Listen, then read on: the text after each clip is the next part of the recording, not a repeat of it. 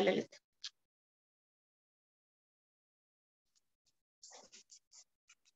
Afternoon ma'am. Good afternoon बेटे। अच्छा बाकी तो कल हमने क्या क्या पढ़ा था जीओसी में? जीओसी में हमने कल पढ़ा था हाइब्रिडाइजेशन पढ़ा था। हाइब्रिडाइजेशन बता दिया था आपको, एसटी sp2 एंड sp3 वाला बता दिया था ना, right? Yes ma'am. Yes ma'am. अच्छा, और हम सिग्मा पाई कैलकुलेशंस भी कर चुके हैं। सिग्मा बॉन्ड पाई बॉन्ड कैसे हम कैलकुलेट करते हैं, ये भी हमारा कल चैप्टर डन हो चुका है। अब आपको मैं लेके यस चलती मैम। हूँ सिग्मा पाई कैलकुलेशंस जो है वो दैट इज टोटली डन। आप सबको सिग्मा पाई कैलकुलेशंस आता है। यहाँ पे और कोई बच्चा अभी है जिसको सिग्मा पे कैलकुलेशंस में दिक्कत होती है, या all are comfortable with that? आप एक मिनट रुको, आप एक मिनट रुको, एक मिनट रुको, जस्ट एक मिनट भी नहीं, एक मिनट अभी आ रही हूँ।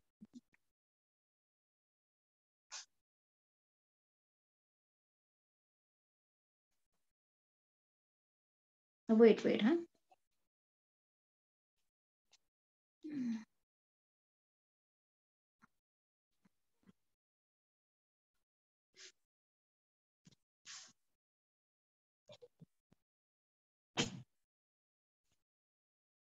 Just a minute, just a minute.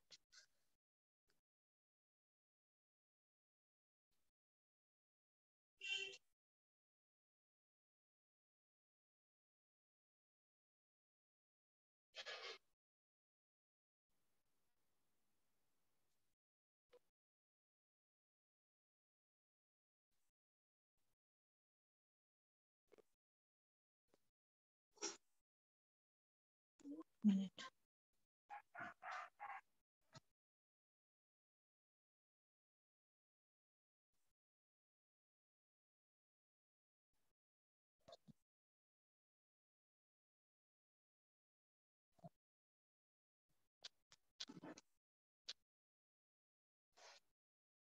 Okay, ठीक है। तो sigma pi calculations totally done हो चुका है। फिर कभी जब कल टेस्ट दूंगी तो उसमें कुछ सिग्मा पाई कैलकुलेशंस वाला कोई क्वेश्चन रहेगा, वो करेंगे। दूसरी और एक बात है, सारे बच्चे अपना सेकंड वॉल्यूम अपने पास ले आओ, क्योंकि जैसे ही थोड़ा सा मैं हाइब्रिडाइजेशन, इलेक्ट्रोनेगेटिविटी, एसिडिक प्रॉपर्टी वगैरह पढ़ा दूंगी आपको, फिर हम सीधे मैं आपको कुछ कुछ क्वेश्चन है एनसीईआरटी का वो फटाफट डन करेंगे। तभी पहले से एनसीईआरटी सेकंड वॉल्यूम जीओसी अपने पास रखो अभी पहले आके। जिन बच्चों के पास नहीं है फटाफट से जाके उठा के ले आओ, तब तक मैं ये स्टार्ट करती हूँ, ठीक है? क्योंकि कुछ क्वेश्चंस मुझे कराने हैं जीओसी चैप्टर के, एंड आई होप कि सबके पास सेकंड वॉल्यूम है, खरीद चुके हो आप। ओके, तो सिग्मा पाई कैलकुलेशन के बाद हाइब्रिडाइजेशन चल रहा था हमारा, नहीं? तो हाइब्रिडाइजेशन में चलते हैं, और हाइब्रिडाइजेशन में थोड़ा सा आपको कुछ कुछ एक्स्ट्रा मैं आपको बता देती हूँ जो कि इस चैप्टर के लिए काफी इंपॉर्टेंट है। हाइब्रिडाइजेशन प्रॉपर आप नोट्स बना लो जो भी पढ़ा रही हूँ। Hybridization of carbon, hybridization of carbon में आपको कल बता दिया गया है कि किस तरीके से हम हाइब्रिडेशन को फाइंड आउट करते हैं, तो वो मैं नहीं पढ़ाऊंगी। आपको पता है कि कैसे कोई कंपाउंड देंगे तो कैसे आप हाइब्रिडेशन को चेक करते हो, कार्बन का फॉर्मूला से भी कर सकते हो, और by calculate by looking at the number of bonds, जिस तरीके का बॉन्ड वो बना रहा है उससे भी हम बनाते हैं। तो क्या क्या देता है ये? sp देता है, sp2 देता है, और sp3 देता है। थोड़ा सा इसके बारे में आपको आइडिया दे देती हूँ। sp हाइब्रिडाइजेशन में क्या होता है ना, ये आपको बता चुकी हूँ मैं। 50% एस कैरेक्टर रहता है, 50% पी कैरेक्टर, दोनों एक एक है, एक एन है और एक पी है।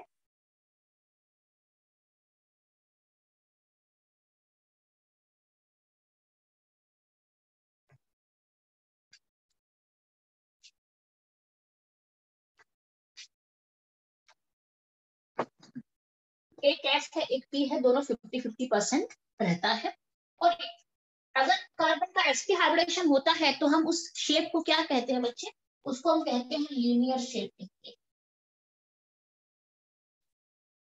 एंड उसका जो एंगल है लगभग 180 डिग्री के आसपास हो जाता है, जैसे कि C H triple bond C H, क्या है ये? sp हाइब्रिडेशन आपको बता चुकी हूँ मैं कि sp हाइब्रिडेशन के लिए क्या चेक करना है, आपको ऑलरेडी बता चुकी हूँ। दोबारा यहाँ पे थोड़ा सा आपको मैं रिकॉल करा देती हूँ। इसे हम sp3 कहते हैं, और इसे हम क्या कहते हैं बच्चे? This one is sp3 and this one, what is this? This one is what? This one is my sp2 and what is this?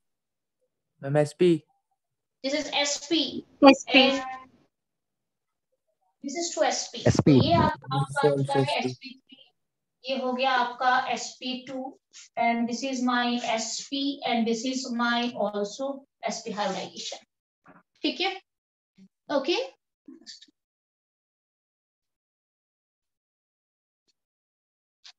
ठीक है। तो ये आपको कल मैं बता चुकी हूँ। अगर मैं अकॉर्डिंगली चलूं तो sp में क्या होता है, sp आपको बता चुकी हूँ, ये दोनों केस है। तो आप यहाँ पे चेक कर सकते हो ऐसा वाला केस बन रहा है कि नहीं। ये क्या है मुझे बता सकते हो? This is ethyne, this is known as ethyne. This is ये एक डबल 2 कार्बन वाला एक ट्रिपल बॉन्ड वाला एक कंपाउंड है जिसे आप कहते हो ethyne. This is an alkyne, आप इसे अल्काइन कह सकते हो। तो इसको कैसे लिखा जाता है? अल्काइन को तो हम लिखते हैं C2H2 लिखते हैं। बेसिकली अगर मैं आपको बताऊं तो sp हाइब्रिडेशन का सबसे सिंपल कंपाउंड जो होता है, sp हाइब्रिडेशन का सबसे सिंपलेस्ट कंपाउंड C2H2 है। कैसे लिखी जाती है C2H2 को? इस तरीके से लिखी जाती है, CH ट्रिपल बॉन्ड CH। आप चेक कर लो, C2H2 2 कार्बन 2 हाइड्रोजन, बीच में ट्रिपल बॉन्ड आ रहा है। तो थोड़ा सा आप कैलकुलेट कर लो इसका हाइब्रिडेशन क्या बन रहा है, उसका हाइब्रिडेशन क्या बन रहा है। ये भी sp बन रहा है नहीं, क्योंकि अगर मैं हाइड्रोजन को यहाँ से हटा दूंगी, मान लो हाइड्रोजन को मैं यहाँ पे ऐसे डाल दूंगी और इस हाइड्रोजन को हटा के अगर मैं यहाँ पे डाल दूंगी तो क्या हो गया? ये CH ट्रिपल बॉन्ड CH हो गया। अब ये भी sp और ये भी sp, तो this is also sp and this is also sp hybridization. अब इसका शेप क्या हो रहा है? ये लीनियर शेप दिखा रहा है। ये बॉन्ड एंगल लगभग 180 डिग्री है। ठीक है, दिस एंगल इज 180 डिग्री। ठीक है, तो ये है sp हाइब्रिडेशन, परसेंटेज इस तरीके से रहता है। ठीक है, एंड अगर मैं वैसे बताऊं तो sp हाइब्रिडाइजेशन में एज परसेंटेज एज कैरेक्टर ज्यादा रहता है, तो दैट्स व्हाई ये हाईली इलेक्ट्रोनेगेटिव होता है as compared to the other two, sp और sp2 और sp3 से ये ज्यादा इलेक्ट्रोनेगेटिव होता है। Electronegative, more electronegative than sp2 and sp3। ठीक है, और ये एसिडिक भी होता है, ये एसिडिक भी होता है, एसिडिक प्रॉपर्टी का भी होता है, क्योंकि परसेंटेज एज कैरेक्टर ज्यादा हो चुका है, इजीली हाइड्रोजन को रिलीज कर सकता है। ये यहाँ से हाइड्रोजन रिलीज कर सकता है और यहाँ से भी हाइड्रोजन को वो रिलीज कर सकता है। ठीक है, so this is all about my sp hybridization. अब हम थोड़ा चलेंगे इसमें बॉन्ड लेंथ को लेके भी आपको बताऊं कि बॉन्ड लेंथ का ऑर्डर क्या होता है, किस तरीके से हम उसको चेक करते हैं। ठीक है, सीधे चलते हैं दूसरे वाले sp के बाद sp2 का थोड़ा सा हम आइडिया लेते हैं थोड़ा सा। आप क्योंकि केमिकल बॉन्डिंग से आप जस्ट उतर के यहाँ पे आए हो, इसका मतलब आपको आइडिया है थोड़े बहुत, bond length, bond angle, shapes वगैरह का आपका आइडिया है। ठीक है, sp2 में sp2 में क्या होता है? 33% s कैरेक्टर और 67% p कैरेक्टर तो रहता है, एक s और 2 p रहता है। p2 है ना, तो एक s और 2 p ऑर्बिटल यहाँ पे जुड़ते हैं, तो इसमें ये इस तरीके का परसेंटेज s कैरेक्टर निकल जाता है। और इसका जो शेप होता है, इसे हम अगर प्रॉपर जा रहा है sp2 में जा रहा है कार्बन, तो हम इसे कहते हैं ट्राइगोनल प्लानर कहते हैं, और इसका एंगल होता है 120 डिग्री। क्लियर है? ये आपको मैं रेगुलर ज्योमेट्री की बात कर रही हूँ। ठीक है, अच्छा sp2 कैसे पहचानी जाती है? sp2 के लिए सबसे सिंपलेस्ट मॉलिक्यूल होता है क्या? C2H4, सबसे सिंपलेस्ट मॉलिक्यूल, जिसे आप क्या कह सकते हो? इथीन कह सकते हो। This is alkene, this is ethyne, this is ethene. Ethene. Ethene, आप ये सब थोड़ा बहुत आइडिया आपको होगा, क्लास 10th में पढ़ा होगा ऑर्गेनिक कंपाउंड। यस मैम, पढ़ा है। ओके, तो C2H4 कैसे बनता है? Like this, CH2 double bond CH2। आपको कल मैंने हाइब्रिडेशन बताया था। अब आप खुद ही सोचो कि दोनों कार्बन का हाइब्रिडेशन क्या बन रहा है? sp2 बन रहा है, दोनों का हाइब्रिडेशन sp2 बन रहा है। दिस वन, अगर मैं इसको इस तरीके से यहाँ पे लिखूंगी तो 2 हाइड्रोजन को मैं ऐसे जोड़ सकती हूँ, और इस तरीके से लिखेंगे तो इस हाइड्रोजन को भी मैं CH2 को ऐसे लिख सकती हूँ। अब आ गया, दो सिंगल और एक डबल को हम sp2 कहते हैं, तो this is sp2 and this is true sp2 hybridization. सबसे सिंपलेस्ट मॉलिक्यूल है, ठीक है। और इसकी इलेक्ट्रोनेगेटिविटी sp और sp3 के बीच में रहता है, इसका जो वैल्यू है इलेक्ट्रोनेगेटिविटी का जो लेवल है, और इसकी एसिडिक प्रॉपर्टी ज्यादा नहीं होती है, ना के बराबर होता है, क्योंकि इसकी इलेक्ट्रोनेगेटिविटी थोड़ा सा कम हो चुका है। सबसे ज्यादा इलेक्ट्रोनेगेटिव कौन है? दिस वन, ठीक है। इलेक्ट्रोनेगेटिविटी का ऑर्डर बता दूंगी अभी आपको, ठीक है। मैम अब हम चलते जितना हैं, ज्यादा मैम पी का करेक्टर होगा उतना कम होगी इलेक्ट्रोनेगेटिविटी। जितना ज्यादा एस कैरेक्टर होगा उतना ज्यादा होगा इलेक्ट्रोनेगेटिविटी, ओके मैम। ठीक है। sp3 में क्या होता है, एक s और 3 p जुड़ चुके हैं, तो यहाँ पे 25% s और 75% p कैरेक्टर आएगा, डन है। अब इसके साथ इसका शेप क्या हो जाएगा, टेट्राहेड्रल होता है,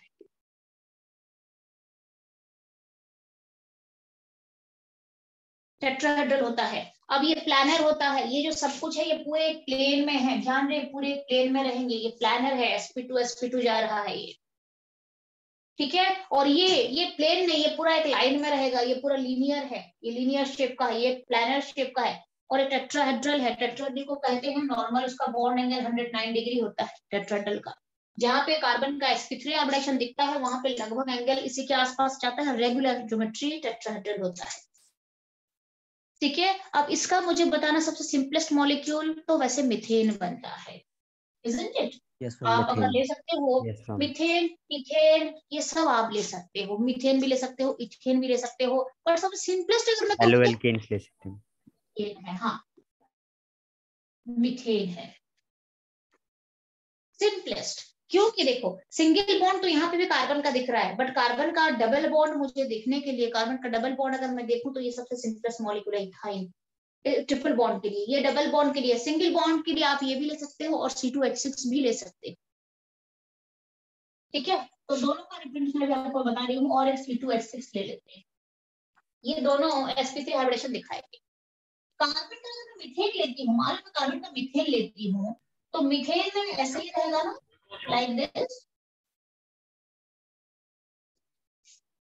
isn't it? मीथेन है, CH4 मीथेन सबसे सिंपलेस्ट है, इस तरीके का रहेगा और साफ दिख रहा है। 4 सिंगल बॉन्ड का मतलब क्या होता है, sp3। sp3 सिंगल है तो चारों तरफ आप देखो सिंगल सिंगल है 4, what you will say, this is sp3 hybridization। now you can check here also, फिर also you can check, ये आ जाएगा CH3 single bond CH3, this is ethane, methane, this is methane, this is ethane, this is methane, you can write here, this is methane, this is ethane. अब यहाँ पे खुद ही बताओ, यहाँ पे carbon का दोनों का हाइब्रिडेशन क्या दिखा रहा है, sp3। Ma'am sp3 same. sp3 चिराग कल रात को आया था, ये कंसेप्ट क्लियर है कि नहीं? Yes ma'am. क्लियर है, यहाँ पे इसका भी sp3 जा रहा है और इसका भी sp3 जा रहा है, दैट मीन्स यहाँ पे जो बॉन्ड एंगल बनेगा वो 109 डिग्री बनेगा, यहाँ पे सेंट्रल कार्बन है, यहाँ पे भी एक सेंट्रल कार्बन है, तो वहां पे बॉन्ड एंगल 109 डिग्री बनेगा, शेप बन जाएगा टेट्राहेड्रल। जब आपको मैं ये पढ़ा ही रही हूँ, सारे शेप के बारे में आपने आइडिया कर लिया है, तो यहाँ पे आपको मैं बता देती हूँ कि जब भी कार्बन sp3 हाइब्रिडेशन लेता है, जब भी कार्बन sp3 हाइब्रिडेशन लेता है, जब भी, ठीक है, तो उसके उसके पास 4 सिंगल बॉन्ड रहेंगे। आप अगर इसको भी अच्छे से लिखना चाहोगे इस मॉलिक्यूल को, तो इसमें भी 4 सिंगल बॉन्ड दिखेंगे, आप 3 हाइड्रोजन को यहाँ पे जोड़ दो ना, ये आ जाएगा, यहाँ पे 3 हाइड्रोजन को तीनों तरफ जोड़ दो, आ जाएगा आपका sp3 हाइब्रिडेशन दिखेगा प्रॉपर, आपको 4 सिंगल बॉन्ड दिखेगा। तो जहां पे कार्बन sp3 ले लेता है, स्पेशली sp3 में हम एक पढ़ते हैं wedge and dash form of sp3 representation, right down here. एक छोटा सा पॉइंट है, मैं अलग से कराना नहीं चाहती हूँ, इंपॉर्टेंट बहुत ज्यादा है नहीं, बट यू मस्ट नो, इसलिए मैं करा रही हूँ।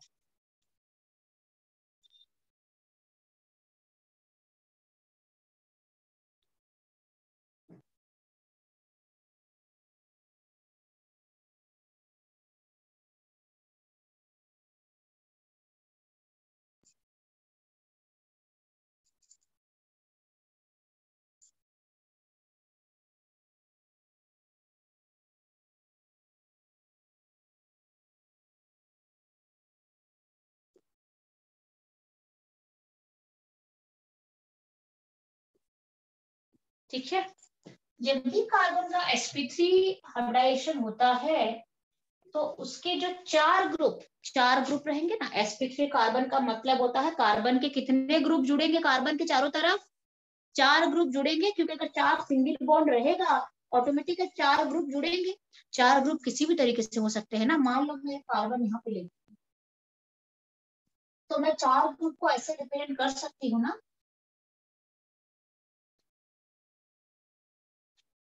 sp3 मीन्स, ध्यान रहे, sp3 means 4 single bond around carbon, 4 single bond around carbon. तो 4 ग्रुप को जुड़ना ही पड़ेगा कार्बन के साथ, अगर sp3 जा रहा है तो 100% जुड़ना पड़ेगा। मुझे बताओ, अगर मैं sp लूंगी तो कार्बन के साथ कितना ग्रुप जुड़ना पड़ता है?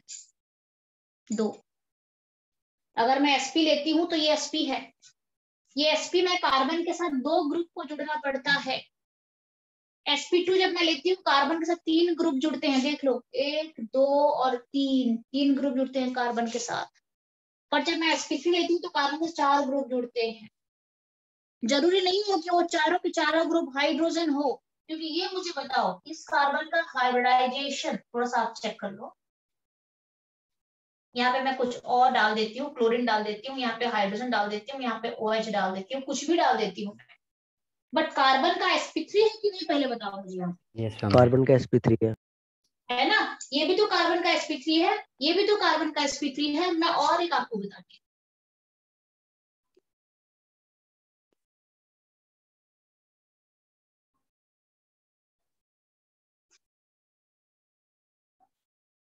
तीनों मॉलिक्यूल आप चेक कर लो और मुझे ये बताओ अभी इन तीनों में सेंट्रल कार्बन का हाइब्रिडाइजेशन sp3 है कि नहीं? sp3 है मैम।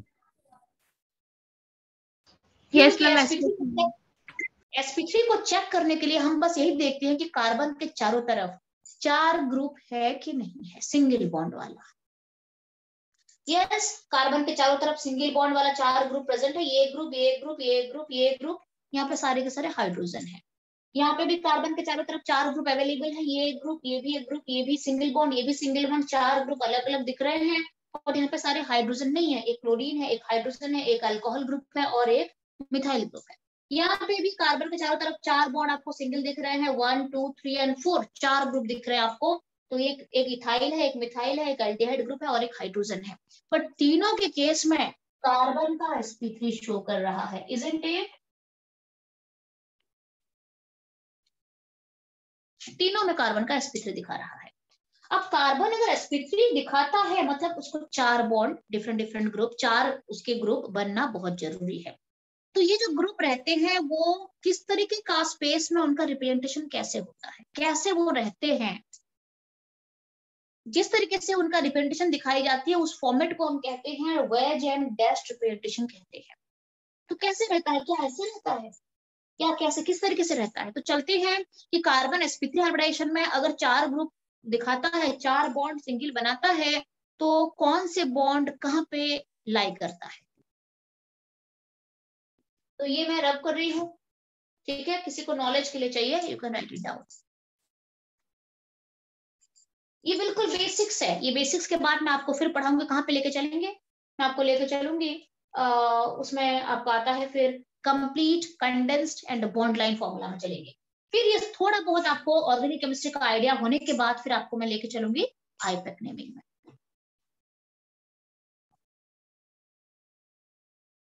अच्छा, जब भी कार्बन के 4 बॉन्ड होते हैं, ध्यान रहे, एक तो टेट्राहेड्रल होता है, ज्योमेट्री टेट्राहेड्रल होता है।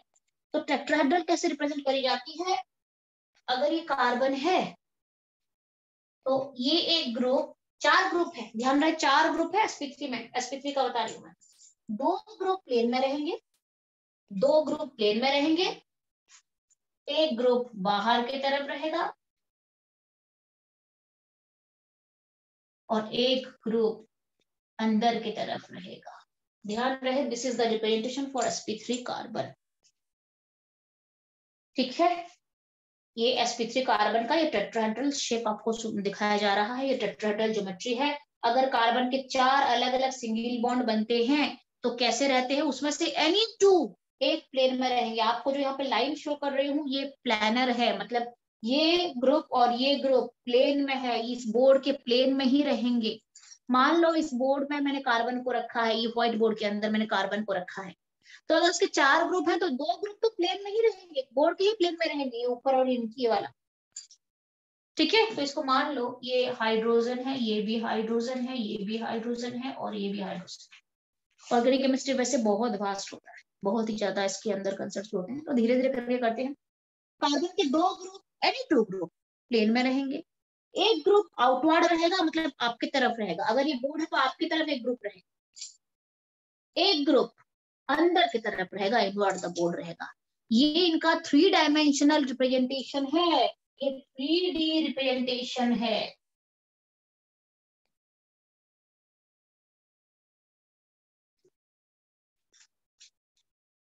इसे थिक लाइन, थिक है, ये काफी थिक है, थिक लाइन से मैंने यहाँ पे शो करा है, और ये डॉटेड और डैश लाइन से मैंने यहाँ पे शो करा है।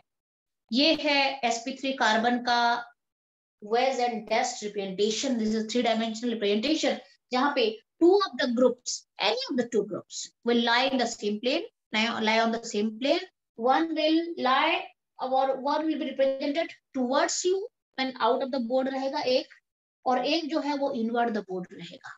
इस तरीके से ये स्पेस में अपने आप को ओरिएंटेड करते हैं। डन है।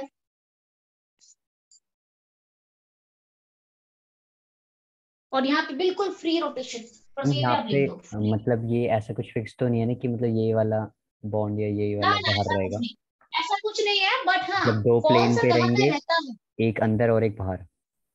और एक अंदर एक बाहर रहेगा। अच्छा। बट अभी के लिए आप इतना जान लो, बट कौन सा अंदर है कौन सा बाहर है और कौन सा प्लेन में है, इसको लेके फर्दर स्टडीज करते हैं। वो कहाँ पे? एंट्रेंस क्लास में, एंट्रेंस सेक्शन में। फिर उसमें आर फॉर्म, रेक्टर, सिनिस्टर, फिर वगैरह वगैरह, उसका फिर आपका जो आगे का प्रोजेक्शन वगैरह है वो सारा आएगा, कौन सा किस तरीके से जाता है, एंटियोमर क्या होता है, ऑप्टिकल एक्टिविटी क्या होता है, ये पूरा इसके आगे का थ्योरी पूरा बनता है कि कौन बाहर रहेगा तो क्या होगा, अंदर रहेगा तो क्या होगा। बट आपके लिए अभी इतना जान लो कि 4 ग्रुप में से 2 प्लेन में रहते हैं और एक अंदर की तरफ एक बाहर की तरफ है। जरूरी नहीं है कि सारे हाइड्रोजन हो, कुछ और भी हो सकता है। बट ये sp3 कार्बन के लिए है, 4 सिंगल बॉन्ड वाला कार्बन अगर है तो ये इस तरीके का रिपीटेशन दिखाएगा। इसे कहते हैं फ्री रोटेशन। ध्यान रहे, sp3 कार्बन के कंपाउंड, अगर ऑर्गेनिक कंपाउंड में खाली sp3 कार्बन है, sp3 सेंट्रल कार्बन है, तो फिर फ्री रोटेशन चलता है, ये रोटेट करते रहते हैं। ये हाइड्रोजन एकदम स्पेस में चारों तरफ रोटेट करते रहते हैं, कार्बन के चारों तरफ। बट जैसे भी रोटेट करे हमेशा 2 प्लेन में रहता है, एक अंदर और एक बाहर रहता है। क्लियर है? ओके। और यहाँ पे काफी ज्यादा स्ट्रिक्ट रोटेशन होता है। स्ट्रिक्ट का मतलब होता है यहाँ पे रोटेशन काफी लिमिटेड हो जाता है, क्योंकि लीनियर है ना, ये ट्रिपल बॉन्ड है ना, ये पकड़ के रखता है, रोटेट करने नहीं देता है। sp2 में भी डबल बॉन्ड आ गया, ये भी थोड़ा रेस्ट्रिक्टेड रोटेशन करता है, रोटेशन फ्री नहीं हो पाता है। बट sp3 में फ्री रोटेशन चलता है। So if this is done, I'll go to electronegativity, acidic property, and bond length, bond enthalpy. हम थोड़ा उसमें चलते हैं।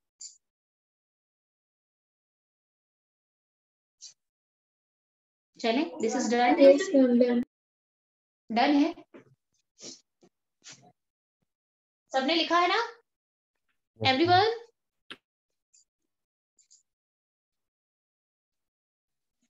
Yes, ma'am.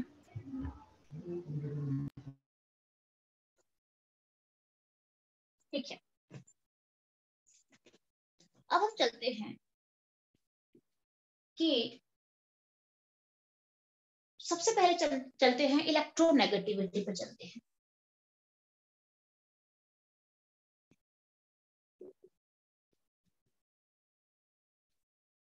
इलेक्ट्रोनेगेटिविटी ऑर्डर पे अगर मैं चलूं तो ध्यान रहे, परसेंटेज एस कैरेक्टर के साथ इलेक्ट्रोनेगेटिव जो होता है वो डायरेक्टली प्रोपोर्शनल होता है। ठीक है, तो आपको पता है इसमें सबसे ज्यादा परसेंटेज एस कैरेक्टर है 50% है, तो यहाँ पे क्या हो जाएगा, sp का इलेक्ट्रोनेगेटिविटी sp2 से ज्यादा हो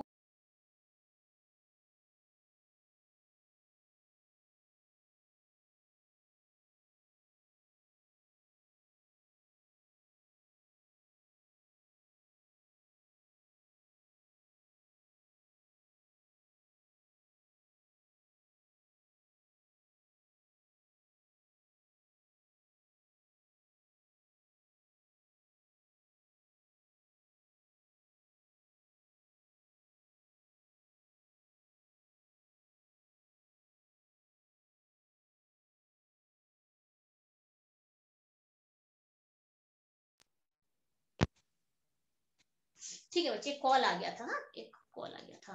अच्छा, ध्यान रहे इलेक्ट्रोनेगेटिविटी में sp, sp2 और sp3 में इसकी इलेक्ट्रोनेगेटिविटी सबसे ज्यादा होती है, फिर ये और ये फिर। अच्छा, आपको इसमें एसिडिक प्रॉपर्टी भी पूछ सकते हैं, थोड़ा सा बता देती हूँ मैं। जब हम मैम हाइड्रोकार्बन पढ़ेंगे तो दोबारा ये अगर मैम चीजें पी इन्वॉल्व कैरेक्टर करेंगे। ज्यादा हो गया तो फिर मैम इलेक्ट्रोनेगेटिविटी कम होएगी। क्या बोल रहे हो? मैम अगर पी का कैरेक्टर इंक्रीज करेगा तो फिर इलेक्ट्रोनेगेटिविटी डिक्रीज हाँ हाँ, करेगी। बिल्कुल बिल्कुल, क्योंकि क्या होता है हाइब्रिडाइजेशन में सारे परसेंटेज के ऊपर डिपेंड करता है ना, तो अगर पी का कैरेक्टर बढ़ेगा तो ऑटोमेटिकली एस घटेगा ना बच्चे। तो यस पी मैम। कैरेक्टर अगर बढ़ जाएगा, आप कहोगे sp3d कहोगे, उसमें तो s और भी घट गया ना। हाइब्रिडाइजेशन जितना बढ़ता बढ़ता जाएगा s उतना घटा हुआ मिलेगा, और s घटेगा तो क्या होगा, s के साथ मतलब ये डायरेक्ट ये अटैच होता है न्यूक्लियस के साथ, पूरा पास में रहता है, तो उसको इलेक्ट्रॉन को गेन करने का ताकत थोड़ा ज्यादा होता है उसमें। क्लियर ना? न्यूक्लियस का इफेक्टिव न्यूक्लियर चार्ज बहुत ज्यादा होता है ना, आपको पता है, तो वो इलेक्ट्रॉन को अट्रैक्ट करता है। तो s ऑर्बिटल आपको पता है, अगर परसेंट s तो हमेशा न्यूक्लियस के साथ थोड़ा ज्यादा क्लोजर रहता है ना, s ऑर्बिटल स्फेरिकल होता है। ठीक है, तो उसकी इलेक्ट्रोनेगेटिविटी, इलेक्ट्रॉन को अट्रैक्ट करने का कैपेसिटी बढ़ जाता है। ठीक है। अच्छा, एसिडिक प्रॉपर्टी में क्या होता है, देखो एसिडिक प्रॉपर्टी में भी इलेक्ट्रोनेगेटिविटी के साथ डायरेक्टली प्रोपोर्शनल होता है। इलेक्ट्रोनेगेटिविटी की अगर मैं बात करूं तो ये भी आ जाएगा क्या, एसिडिक प्रॉपर्टी में भी sp ज्यादा एसिडिक है, फिर sp2 है, और फिर sp3 हाइब्रिडाइज्ड कार्बन। तीन टाइप का कार्बन अगर आपके पास है तो sp हाइब्रिडाइज्ड कार्बन जो है वो ज्यादा एसिडिक नेचर का हो जाएगा। एसिडिक का मतलब होता है वो इजीली H+ को रिलीज करेगा, it can easily release H+। ठीक है। अच्छा, अभी के लिए जान लो, फिर हाइड्रोकार्बन में क्या है ना, इसके ऊपर क्वेश्चन आता है तो फिर मैं आपको दोबारा पढ़ाऊंगी। यहाँ पे अभी थोड़े थोड़े आइडिया करके हम आगे निकलते हैं। ठीक है, ये मैम हो गया एसिडिक प्रॉपर्टी। वैसे अगर मैम आपको ये बता देती हूँ, H+ कैसे रिलीज करेगा। नहीं जैसे कि ना CH ट्रिपल बॉन्ड है, राइट बच्चे, तो ये sp है, यस मैम ये sp है। ये H इजीली रिलीज कर सकता है जरूरत पड़े तो। अगर रिक्वायरमेंट हो गया तो यहाँ से H+ इजीली रिलीज हो सकता है, यहाँ से भी रिलीज हो सकता है H+, अगर रिक्वायरमेंट हो गया और किसी के साथ केमिकल रिएक्शन दिखाना है तो, because this two are sp hybridised carbon. Clear है? Okay ma'am. अच्छा, अब हम चलते हैं एसिडिक प्रॉपर्टी के बाद, हम थोड़ा यहाँ पे आप लिख सकते हो acidic property is proportional to electronegativity, is proportional to percentage S character। तीनों के तीनों बिल्कुल प्रोपोर्शनल होते हैं, डायरेक्टली प्रोपोर्शनल होते हैं। ठीक है। अच्छा, अब हम सीधे चलते हैं, कहां पे चलते हैं, बॉन्ड लेंथ किसका होता है। sp3 कार्बन अगर है तो बॉन्ड लेंथ ज्यादा हो जाता है, ध्यान रहे, अगर sp3 कार्बन है तो बॉन्ड लेंथ बढ़ जाता है। बॉन्ड लेंथ अगर मैं लेती हूं, बॉन्ड लेंथ में sp3 कार्बन का बॉन्ड लेंथ थोड़ा ज्यादा होता है, और sp2 का और फिर sp कार्बन का अगर मैं आपको बताऊं तो मान लो इस तरीके से मैं आपको दिखा रही हूं।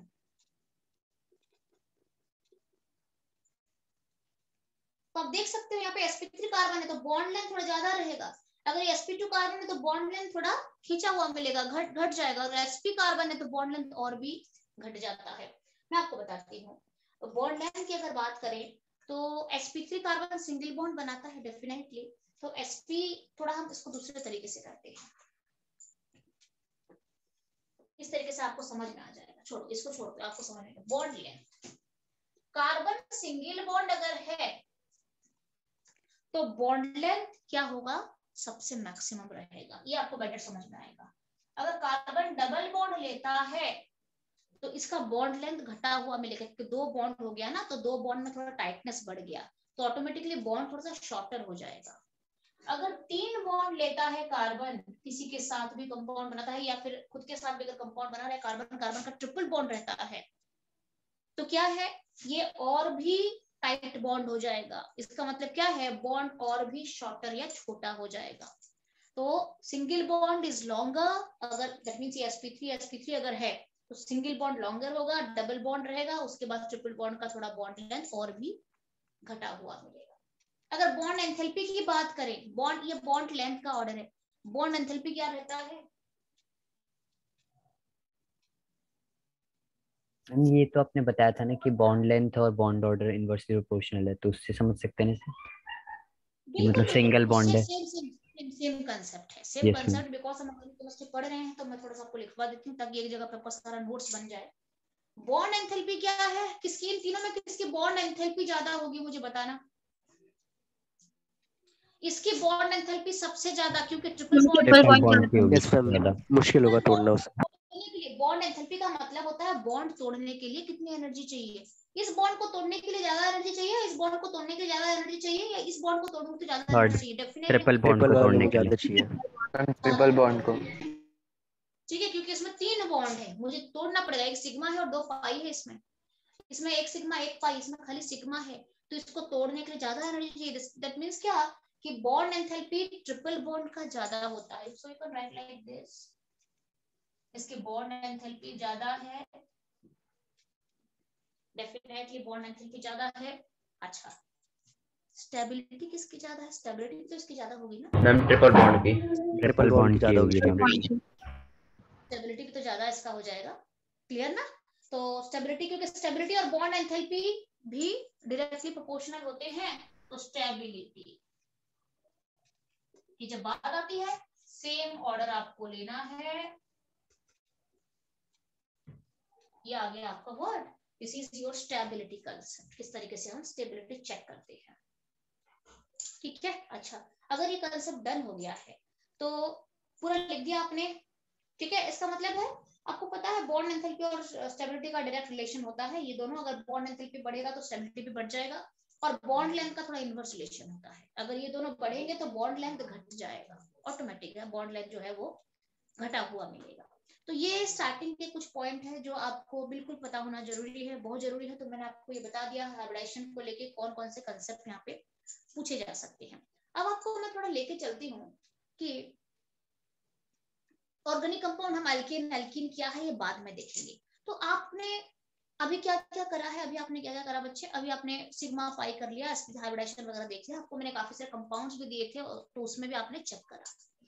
अब मैं आपको थोड़ा सा बेस लेवल पे जा रही हूँ कि कोई भी कंपाउंड, कार्बन के ऑर्गेनिक कंपाउंड, जितने भी कार्बन के कंपाउंड्स वगैरह होते हैं, तो वहां पे जब कार्बन के कंपाउंड बनते हैं तो कार्बन, कितने टाइप के कार्बन वहां पे प्रेजेंट हो सकते हैं? एक तो हाइब्रिडाइजेशन को लेंगे तो sp sp2 और sp3 कार्बन हो सकते हैं, ये एक पॉसिबिलिटी है। दूसरा, अगर हम देखें कि एक कार्बन कितने के साथ जुड़ रहा है, उसको लेके भी कंसेप्ट आता है जिसको हम कहते हैं डिग्री ऑफ कार्बन कहते हैं। तो कार्बन कितने डिग्री के हो सकते हैं, नेक्स्ट जो है आपको मैं थोड़ा उसमें लेके चलती हूँ। This is done, all this is done, you can do this. Yes ma'am, हो गया। यस हो गया। लेके चलते हैं, डिग्री में चलते हैं, ठीक है।